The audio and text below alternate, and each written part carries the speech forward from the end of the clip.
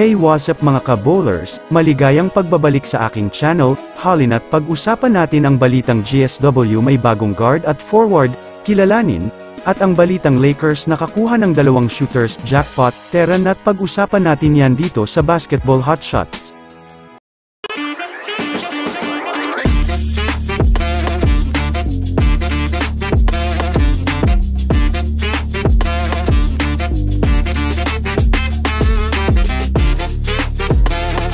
Una nga tayong ako mga ka-bowlers sa balita ngayon patungkol sa kupunan ng Los Angeles Lakers. Naibalita nga po kaninang umaga, opisyal na nga pong iniwave ng Los Angeles Lakers ang kanilang player na si Scottie Pippen Jr.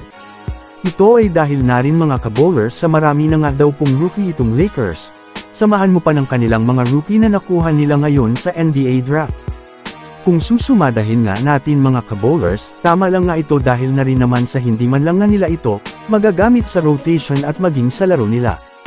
Samantala kahit man nga sa ngayon mga ka-bowlers natatalo pa rin sila, ngayong off-season ay marami pa rin nga ang mga fans na malakas nga daw, ang kanilang nabuong lineup ngayon ito ay dahil na rin sa nadagdagan nga sila ng mga consistent shooters, na sina Gabe Vincent, Cam Reddish, at lalong-lalo na itong si Taurean Prince, na talaga naman kung papanoorin natin ang mga nagawa nito sa Timberwolves, ay masasabi natin kapag umiinit talaga ang kamay nito ay tiyak, na sunod-sunod talaga ang magagawa nitong 3-pointer.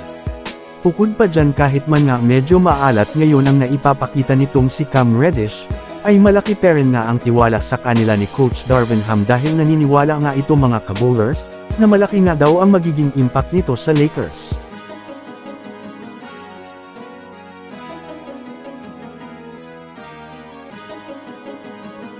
Ako naman tayo ngayon mga ka-bowlers sa balita patungkol naman, sa mga bagong manlalaro nitong Golden State Warriors. Well kung susumadahin nga natin mga ka-bowlers, malaki nga ang naging improvement nitong Golden State Warriors ngayon, ito ay dahil sa nakikita nga talaga na magagaling at matatalino, ang kanilang mga bagong nakuha nila ngayon sa NBA draft. Kung titignan nga natin mga ka-bowlers solido nga ang kanilang mga bench players, dahil na rin sa naipapanalo nga talaga ang kanilang mga naging laro.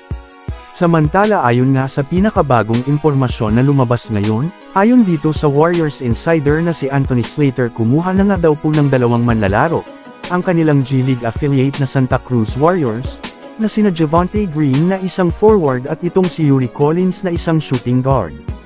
Ngunit ayon nga sa kanilang pahayag, maaari rin naman nga daw na bitawan rin lang naman ito. So that's it for today's video mga ka-ballers.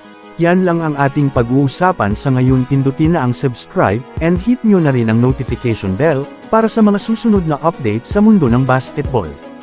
Again, this is Basketball Hotshots, thanks for watching.